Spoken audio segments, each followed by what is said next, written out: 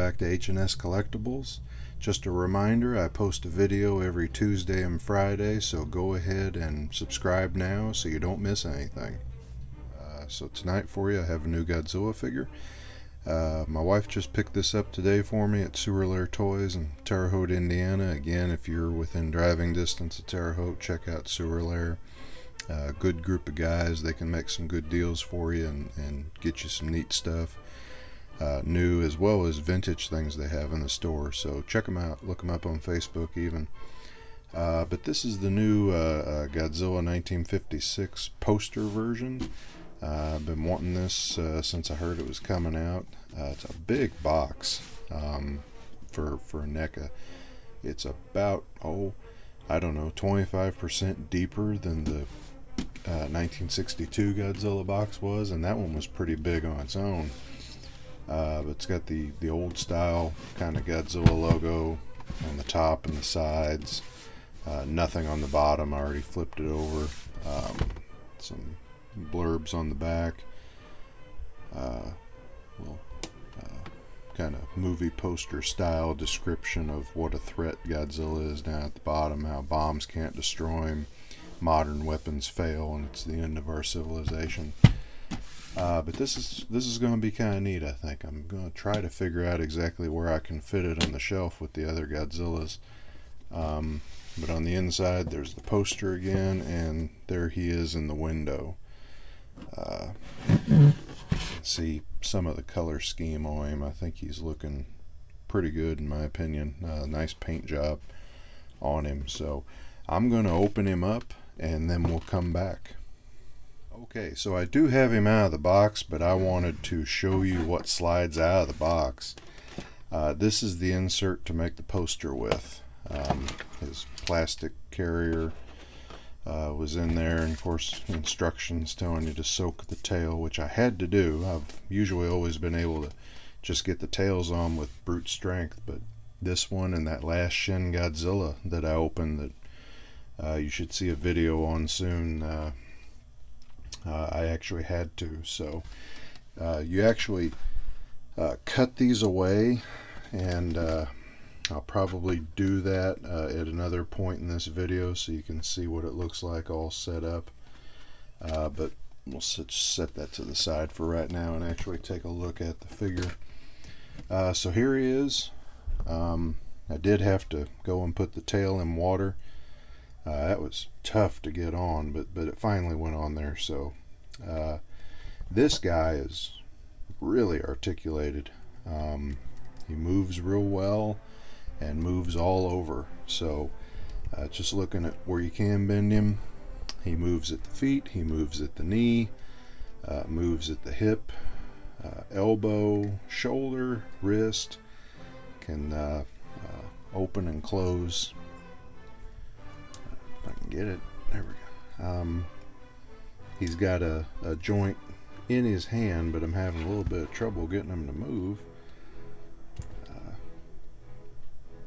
Don't want to push it too hard, but you can see there at the top of his hand there is a joint here, and mine are just not really wanting to move, so I'll mess with that a little bit later. I don't want to be too hard on it, but he rotates in the middle of his body, at his neck, at his head, and then his tail. There's 1, 2, 3, 4, 5, 6 sections to his tail from the base there on, and of course he opens and closes his mouth. So looking at the paint detail on him, I think that's the best part of this one. It's the whole reason to have it. So you know, this is basically a repainted version of the 1954 figure that we had, but just really nice paint details, I think, with the yellow and the green mixed together. I saw a couple of other videos where people were complaining about drips of the red coming down on him, and when I look at the poster on the box, yeah, I don't see that. So that could be a mistake. It could be intentional. I'm going to lean towards mistake. But if you look at his leg, You know, here's a red spot, there's a red spot, there's some red on his knees. But I don't think it detracts from the figure. In fact, I think you kind of have to look for it. Nice red and black paint on his dorsal fins. Just all around. And I think it's best on the face. So he's got a lot of nice shading and detail on his face. His eyes are even, which I'm happy about. And his teeth are painted differently. Only the white ones, the only white ones are the ones in the front that would be towards the front on the poster, and the others are kind of grayed out, so that's just a nice little touch and attention to detail. Let me move the camera down here a touch. Try to anyway. Something I might have to invest in later is a better camera stand than what I actually have, so sorry about that. Getting his flame breath in there. His flame breath, let's see, snaps into the back and there. So in a way he's kind of like the 1962 was. The flame breath is heavy and drags his head forward, but there's not a whole lot you can do about that. Trying to see if it's going in there properly.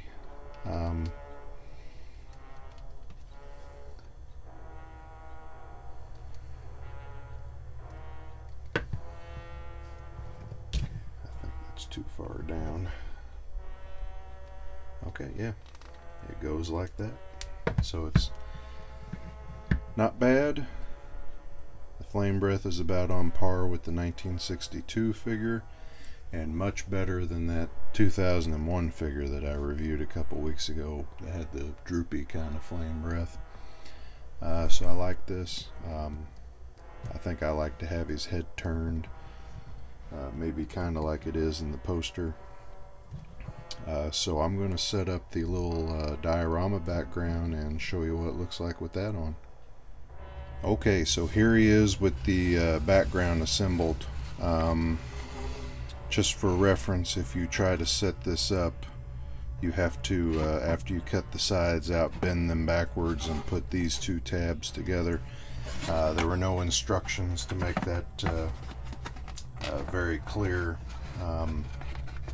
and I need to work a little bit on creasing the corners. I might unfold that and lay it flat, but you can see here there is a nice little cutout here, and that's so his tail can stick through.